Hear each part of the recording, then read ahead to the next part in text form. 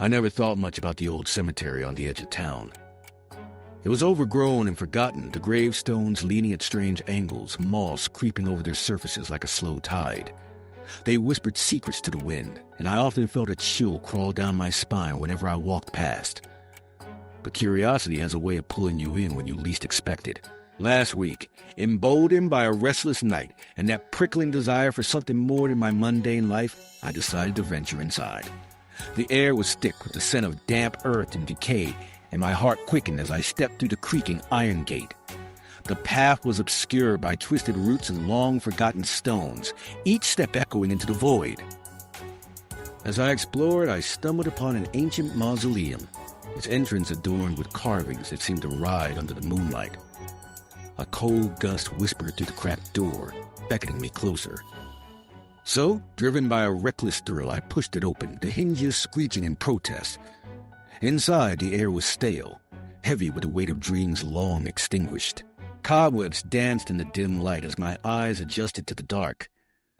In the center lay a sarcophagus, grander than any I had seen, its surface etched with symbols that felt eerily familiar. I should have turned back, but then I saw it, a glimmer of something metallic peeking from the side.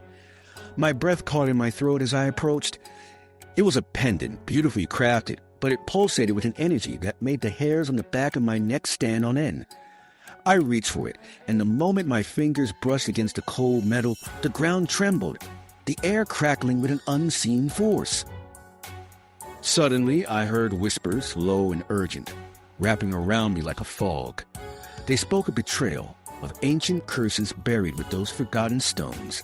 The pendant felt alive in my hand, thrumming with a heartbeat that wasn't mine.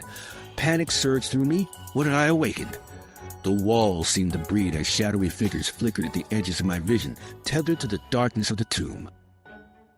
Then, with a deafening silence, everything stopped. My heart thundered in my chest as I turned to escape, but the shadows closed in, their whispers rising into a cacophony of despair. Outside, the world had shifted. The cemetery now felt alive, watching. I fled into the night, the pendant still clutched tight in my grip, its secrets marking me as one of the damned.